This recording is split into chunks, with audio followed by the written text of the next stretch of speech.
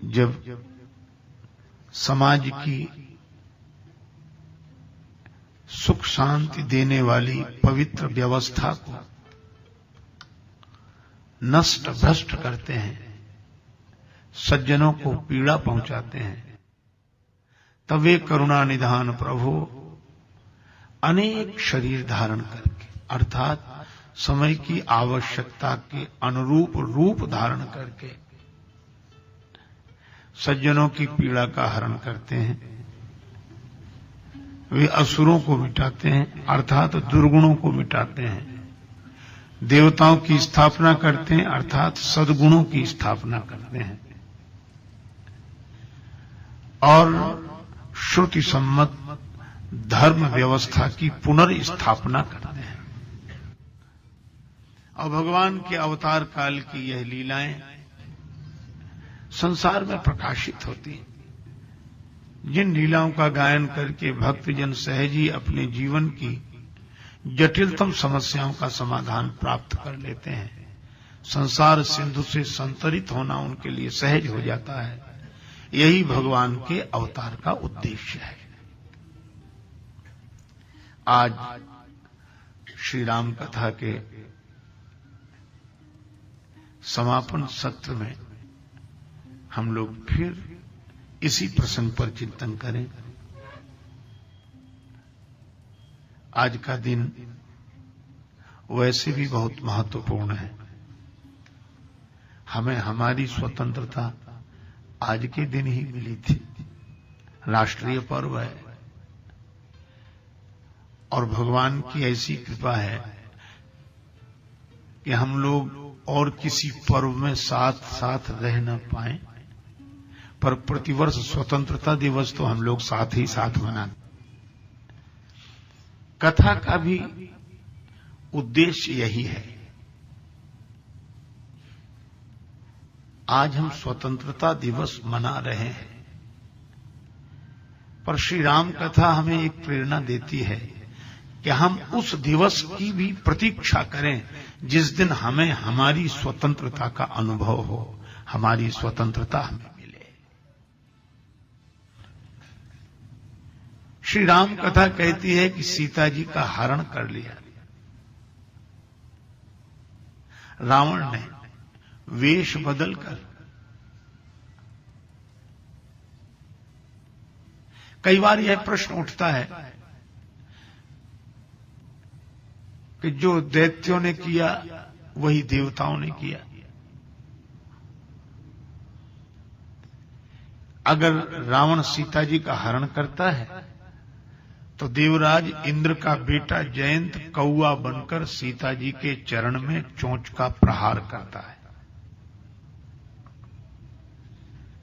वह चित्रकूट की घटना है, तो यह पंचवटी की घटना है। तो सीता जी का विरोध तो दोनों ने किया,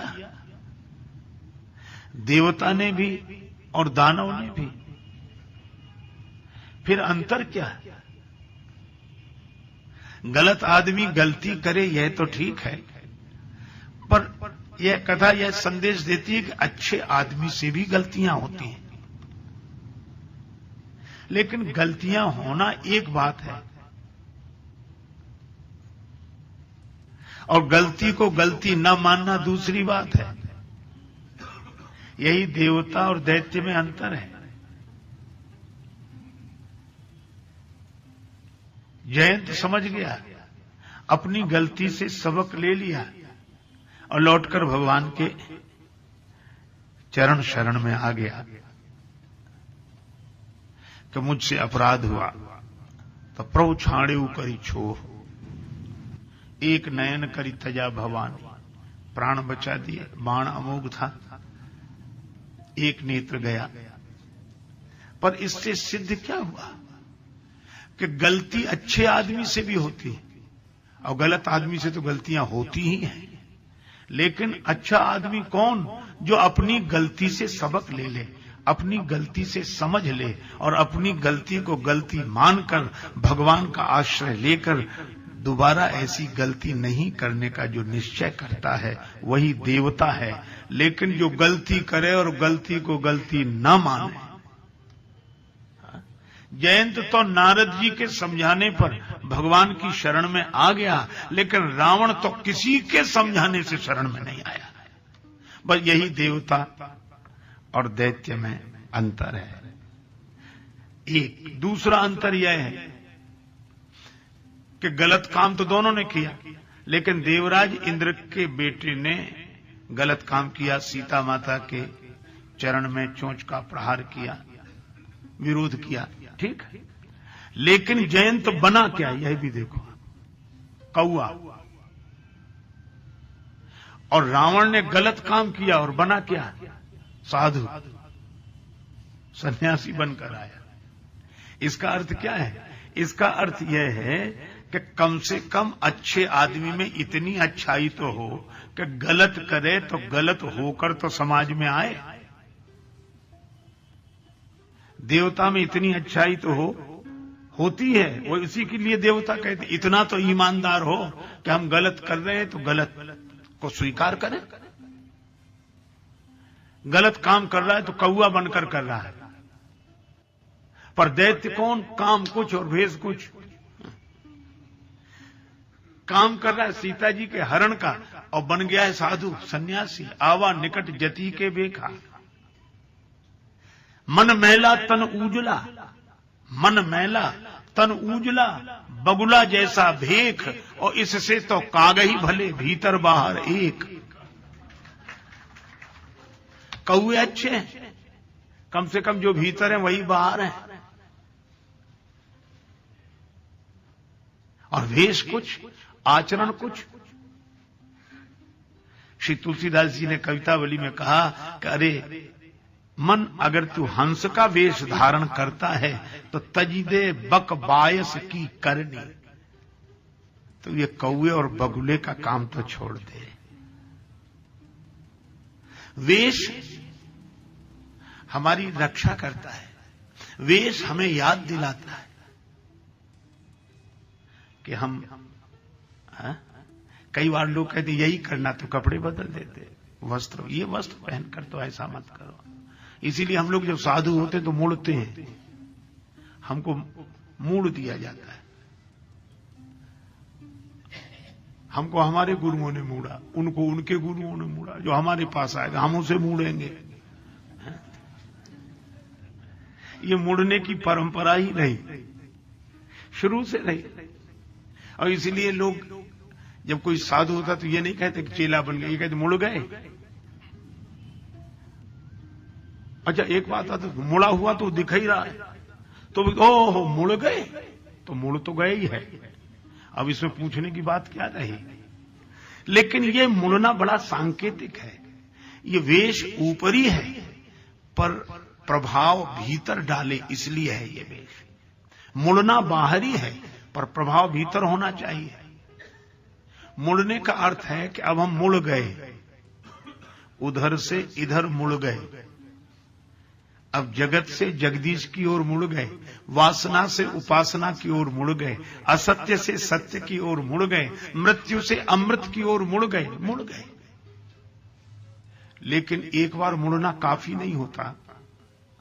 आप देखो, प्रकृति है, फिर बाल उगाते हैं तो फिर मुड़ता है। इसका अर्थ यह है कि मन एक बार मुड़ जाए तो जरूरी मत समझना कि इसमें बुराइयां फिर पैदा नहीं होंगी।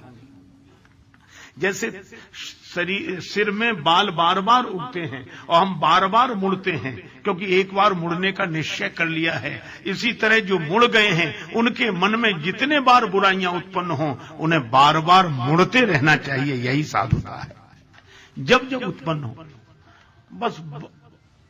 अच्छा एक बात और है, मुड़ने वाले बालों को बड़ा होने ही नहीं देते, थोड़े ही निकले के मुड़ो, ये सांकेतिक है। इसी तरह मन की बुराइयों को बड़ा मत होने दो, थोड़ी निकले कि मुड़ो। ये था मुड़ने का अर्थ। अच्छा मुड़ते इसलिए थे ताकि समाज की दृष्टि में भी आ गए कि ये मुड़ गए, तो समाज देखेगा कि जिधर मुड़े हैं उधर कई काम कर रहे हैं, कहीं इधर का तो नहीं कर रहे हैं। इसलिए हमारे यहां बुंदेलखंड में तो कहावत है, किसी साधु को देखते हैं तो बुंदेलखंडी आदमी विनोद में कहते हैं, वो बुंदेली बोली कहते, काय बाबाजू जा बाजू कि बाबा जो। इसका अर्थ इस तरफ कि उस तरफ मुड़ गए। अच्छा, इसीलिए वेश, बिना सिले हुए वस्त्र पहनो, यह बहुत सांकेतिक है। इसका यह अर्थ नहीं किसी ने सिले हुए पहन लिए तो अपराध हो गया।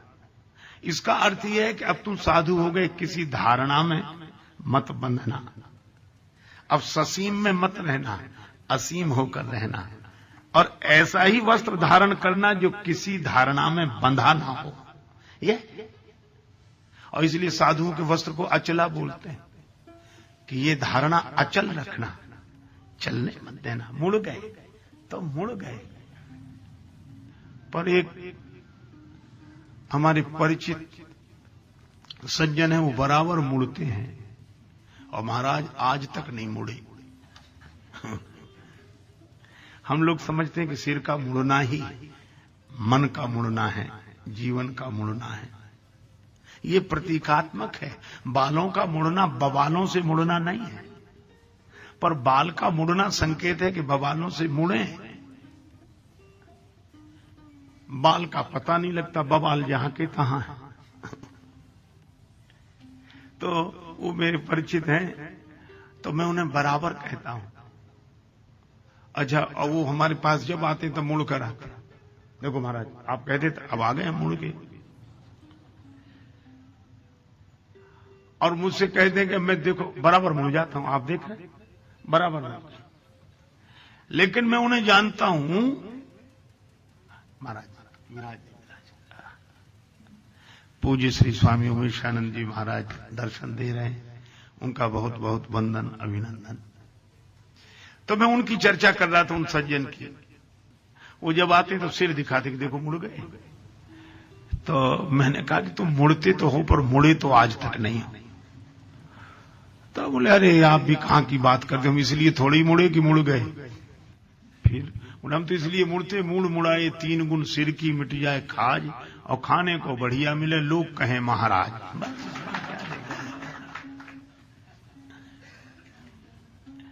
इसका अर्थ है कि वेश को जिस दिशा में जाना चाहिए था उसका प्रभाव उस दिशा में नहीं गया। तो जयंत अगर गलत काम करता है तो वेश भी कौए का बनाता है। मुझे वो बात याद आई, श्री भरत जी ने गुरु वशिष्ठ से कहा, गुरुदेव अगर आप हमें सिंहासन पर बिठा देंगे तो ये पृथ्वी रसातल को चली जाएगी। मोह राज हट दे हऊ जवहीं, रसा रसातल जाइए तवहीं, यह पृथ्वी रसातल को चली जाएगी। गुरु जी ने कहा, कैसी बात करते हो, इस पृथ्वी पे हिरण्याक्ष हिरण्यकश्यप का राज्य रहा, पृथ्वी रसातल को नहीं गई।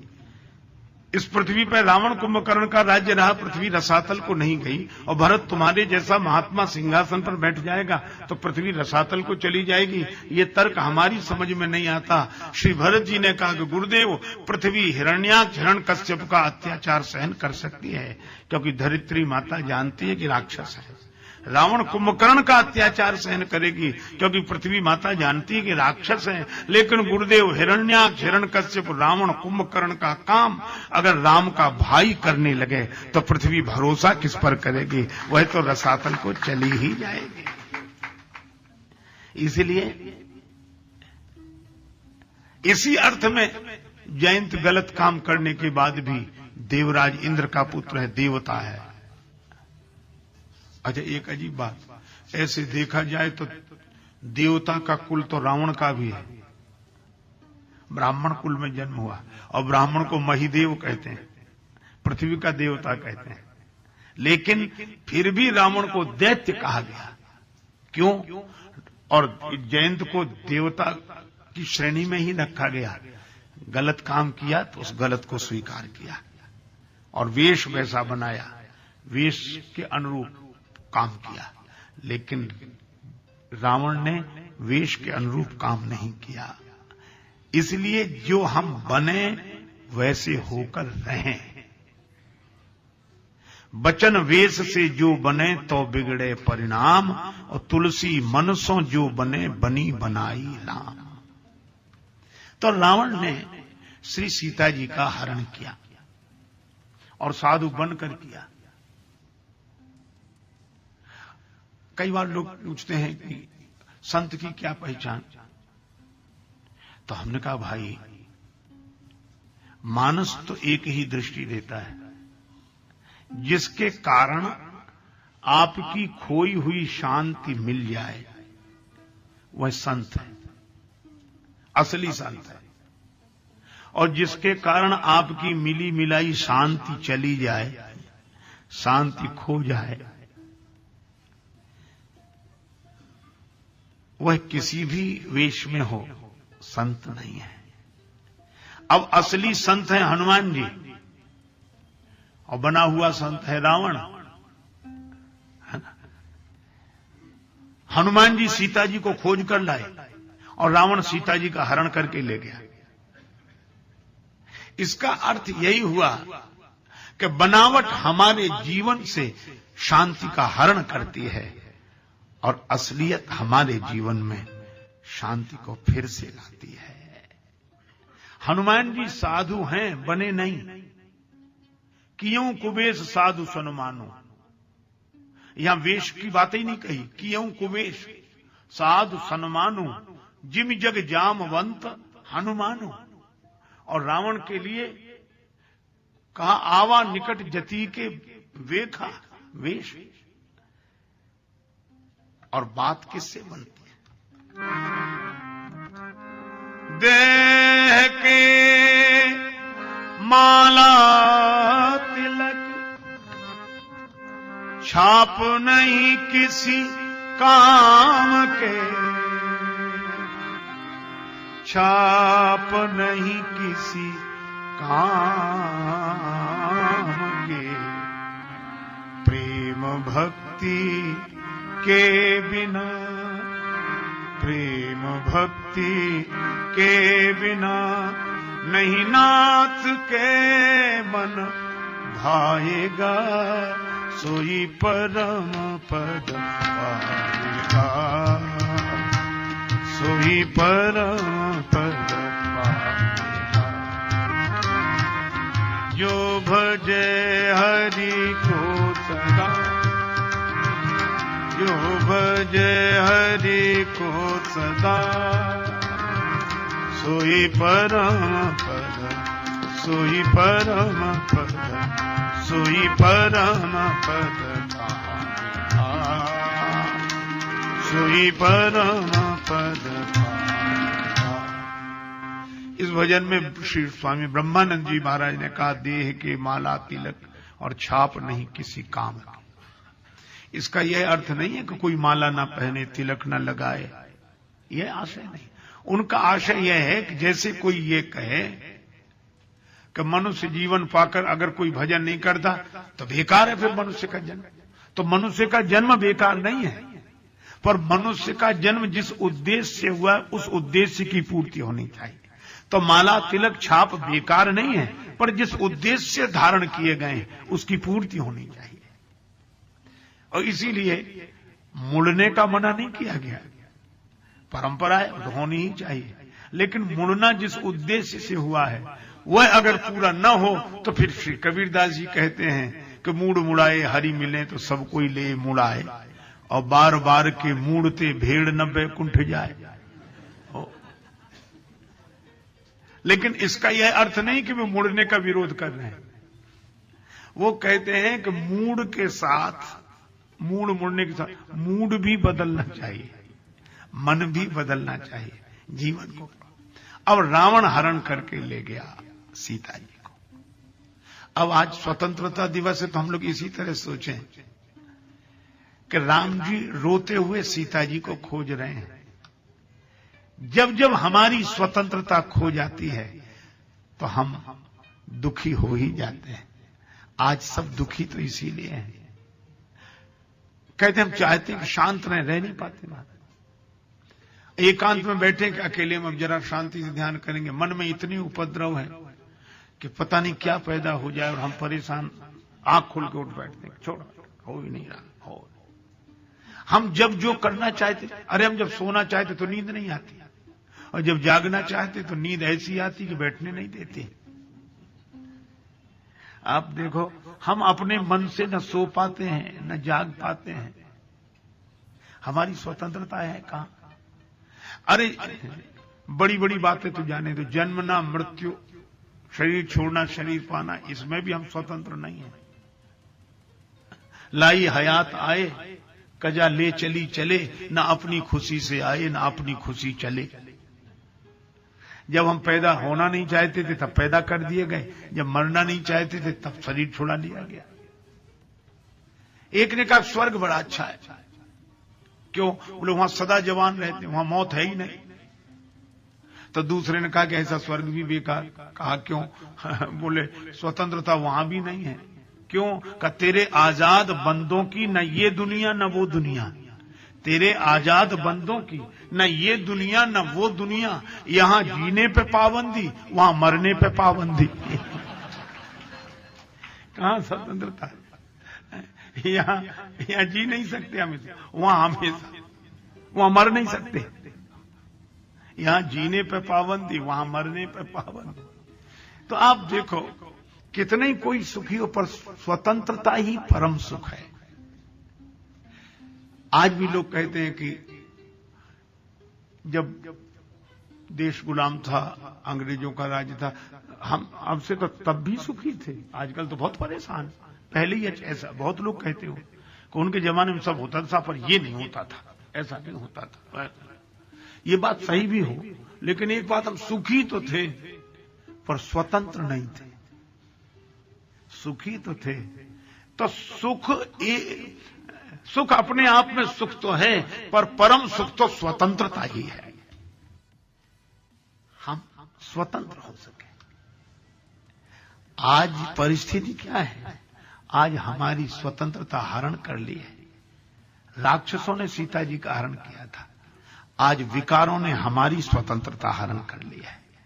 लोभ हमें सुखी नहीं रहने देता, काम हमें सुखी नहीं रहने देता, क्रोध हमें सुखी नहीं रहने देता। और जब काम, क्रोध, लोभ, मोह, मद, मत्सर, ये भीतर की बुराइयां हमें सुखी न रहने दें, बाहर की परिस्थितियां हमें सुखी न रहने दें, तो इंसान की कौन कहे, भगवान तक रोने लगते हैं। अपनी लीला के द्वारा उन्होंने यही संदेश दिया।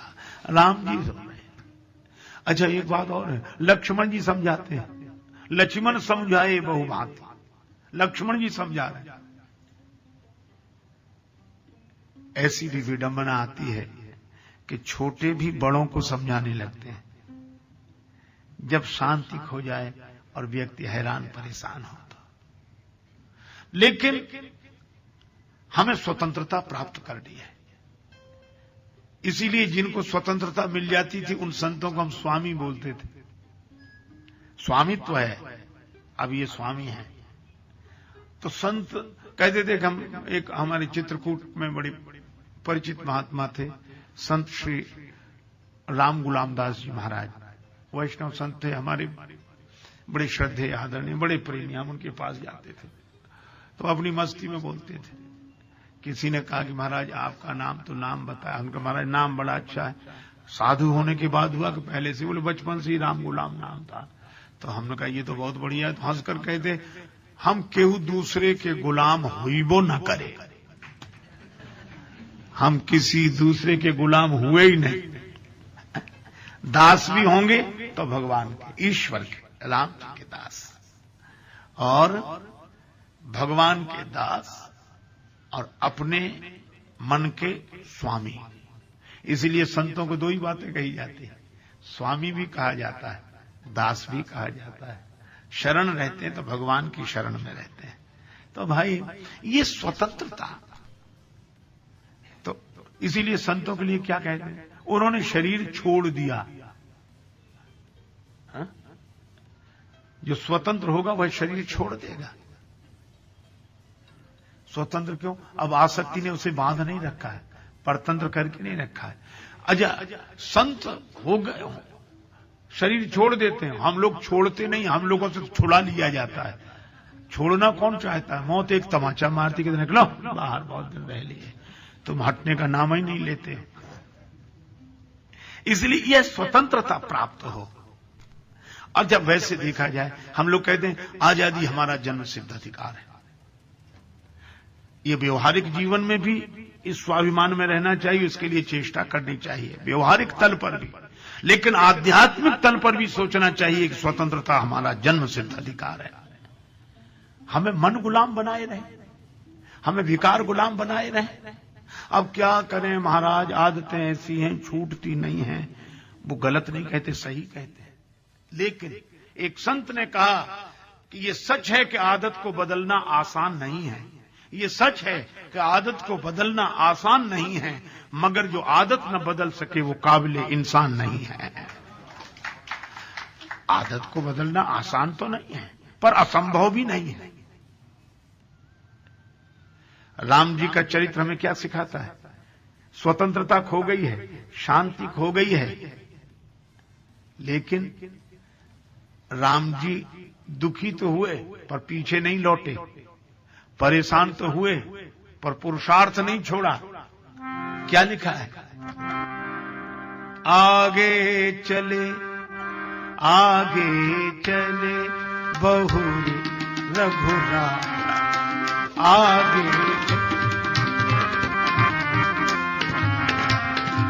आगे चले ऋषिमुख पर्वत नियराया,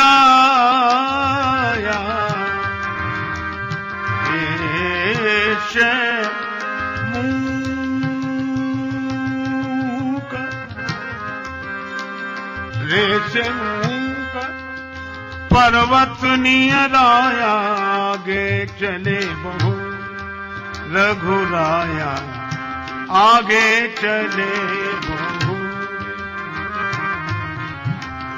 आगे चले बहु रे, बहु रे। राम जी फिर भी आगे चले। यह होना चाहिए कि चाहे जैसी मन की प्रतिकूलता हो, पर पीछे न मुड़े, आगे बढ़ें। कदम चूम लेती है खुद आके मंजिल, मुसाफिर अगर अपनी हिम्मत न हारे। बढ़ते ही जाना, चरय वेति चरय वेति चरय वेति।